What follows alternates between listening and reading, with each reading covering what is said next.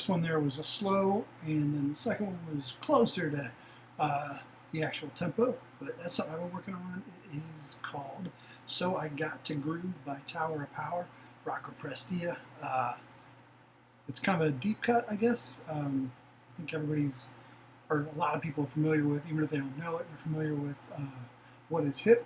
I'm going to put in the description of this video a link to at least like a YouTube link to audio of So I Got a Groove, and then I'll also put a link to What Is Hip, just so you have a little reference if you don't know, if you're not familiar with Tower of Power.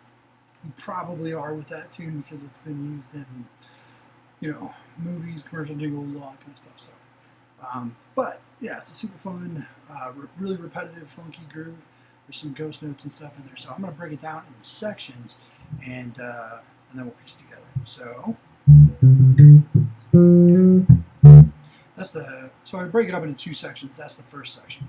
So you're going to go 10th fret on the E string with your pointer finger to the 10th fret on D with your middle finger 2 times to your pinky finger on the 12th fret of D. Then you're going to do a ghost note on D, which is a ghost note is just really simple. It's you're going to strum the string with your right hand, but mute it with your left hand. You want at least 2 points of contact on the string so that you don't actually get a harmonic. So 2 points of contact on the string will definitely deaden any kind of overtone or anything from there. Then you'll go to your pointer finger on the 10th fret of the G, and then slide that up to the 11th fret. When I teach this, I've taught it to a couple of my students online. I tell them go fingerstyle first in the actual audio. I'm pretty sure Rocco Prestia, the bass player from Tower of Power, gives it a pluck for that part, but you can add that later if you feel like it. Another ghost note, that time it's going to be on E, and 2 points of contact with your left hand on the string. Right hand is just going to give it a strum. Then you're going to play the 10th fret on E again. So that's the first section. Then the second section opens up with 2 ghost notes on the E string. Then 2 first fret on the E string with your pointer finger. Then 1 second fret on the E string with your middle finger. And the ring finger on the 3rd fret of the E string 1 time.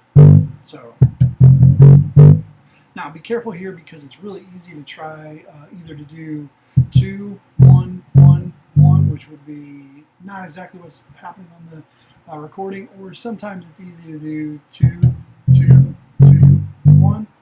So it's definitely 2, 2, 1, 1. So 2/16, 2/16, 1/8, 1/8. I don't know if that's the exact rhythmic breakdown there, but if you think about it that way, it helps you kind of get your head wrapped around it. Then there's a little bit of a rest in between the next ghost note on the E string. Again, 2 points of contact. Then you're going to do the 8th fret with your pointer finger 2 times. Then the 9th fret with your middle finger 2 times.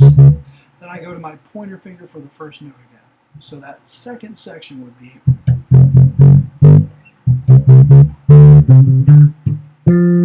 cool. The second section ending on the first note. If that makes sense. So anytime I do sections, I like to overlap the end of one section with the beginning of the next section. That way, when I go to put them back together, they, it's not like a disruption when I put them back together. So they overlap. It's a smooth and consistent transition. Cool. So that's all there is to it. And then you just loop it, and if I was gonna practice this, what I would do is listen to the recording, so I have like an aural reference to what it's supposed to sound like, and then I would set my metronome nice and slow at a point where I'm gonna get stuff done. Like, I mean, if you go like 20 beats per minute, yeah, you're gonna get it right, but you're not gonna get a lot of reps in. So you want to find that nice middle ground where you're getting a lot done, but it stays correct. So if you go too fast, it might get to the points where you're doing one right, one wrong. Then you're not, not getting anywhere because you're taking a step forward and a step back. So you want as many successive steps forward as possible before there's an error. So have fun with that and enjoy.